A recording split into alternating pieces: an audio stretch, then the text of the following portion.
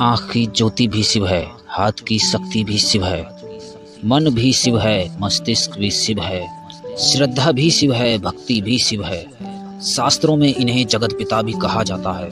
वे भोलेनाथ ही संपूर्ण जगत की आत्मा कहलाते हैं। सावन माह में जगत पिता शिव परमात्मा से हर कोई वरदान पाने की इच्छा रखता है।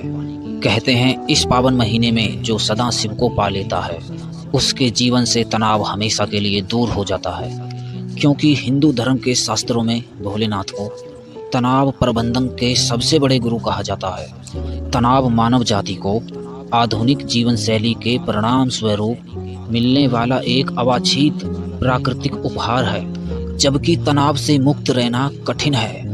अगर आपके सिर पर भगवान शिव का हाथ है तो किसी भी तरह का तनाव आपको छू नहीं सकता।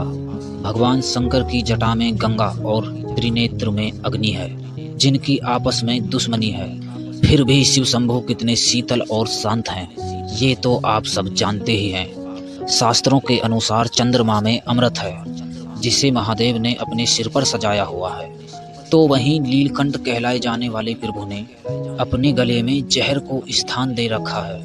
इसका मतलब ये है कि जीवन दाता भी है और संहार करता भी है। फिर भी भगवान शिव शांत और शीतल हैं। भगवान शंकर जहाँ एक तरफ शरीर पर भभूत लगाते हैं, दूसरी ओर भूतों को संग रखते हैं। इनकी भी आपस में दुश्मनी है। ये भी उनकी शीतलता का एक परफेक्ट उदाहरण है।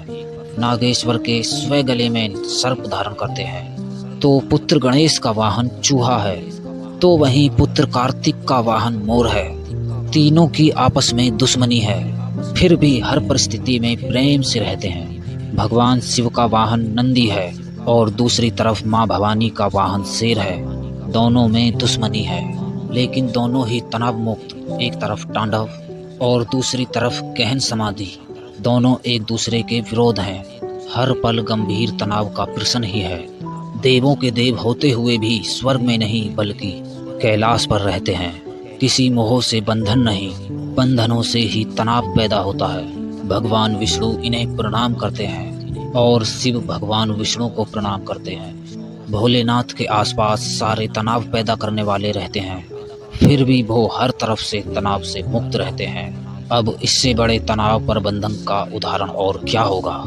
इतने विरुद्ध स्वभाव के वाहन और गणों के बाद भी चिंता से मुक्त रहते हैं और सबके साथ तनाव रहित रहते हैं।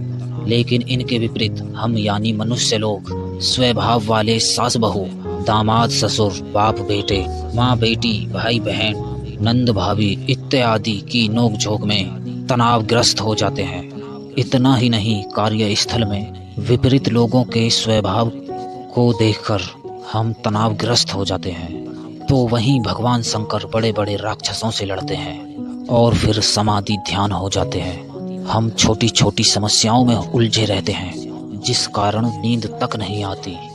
इसलिए कहा जाता है कि सावन के महीने में भगवान शंकर की पूजा करनी चाहिए और शिव जी के गुणों को भी धारण करने का संकल्प लेना चाहिए, जिससे जीवन में कभी भी तनाव का सामना नहीं करना पड़ेगा। तो दोस्तों, वीडियो में दी गई जानकारी आपको अच्छी लगी हो तो वीडियो को लाइक कर दें और चैनल को सब्सक्राइब करके बेल आइकन के बटन पर क्लिक कर दें, ताकि जब भी मैं कोई नई वीडियो बनाऊं वो आपके पास सबसे पहले पहुंचे। मिलते हैं कल किसी नई वीडियो के साथ। जब तक के लिए जय हिंद, जय भारत, वंदे मातरम।